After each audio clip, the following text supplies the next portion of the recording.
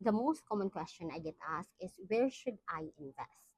Okay, disclaimer, this is not a financial advice. So the first thing that you should do is ask yourself, do you really have the capacity to invest or set aside money? So can you set aside funds that if you put them there, you will not be affecting your way of life, that your basic necessities are covered and you can still enjoy life? If your answer is no, then the first thing that you should do is invest in yourself. How do you do that? You learn new skills, enroll in courses, do side hustles, meaning you increase your income capacity. Second, if you have that increased income capacity, the first thing that I need or I want you to build is your emergency fund.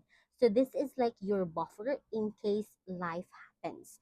Your emergency fund, you put it in a HYSA or high yield savings account like CBank.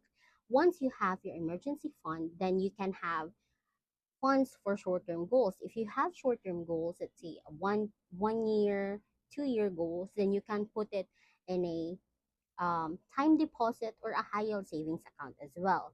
But if you would like to have savings or investment for long term, let's say 5, 10, 15, 20 years for the future of your kids, then you put it on, let's say, stock market, index funds, or even crypto, real estate. That is if they are in accordance with your risk tolerance. Kasi tayo meron tayong iba't ibang risk tolerance.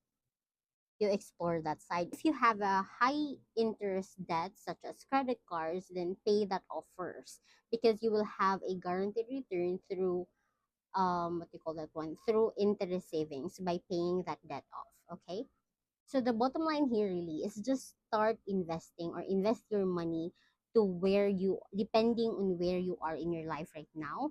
Don't just like follow what is trending in social media just because others are investing in crypto, investing in stocks, or investing in real estate, buying real estate and stuff like that. Doesn't mean you need to jump to those investing as well, to those investment as well. So ask yourself where you are in your life and then put your money there.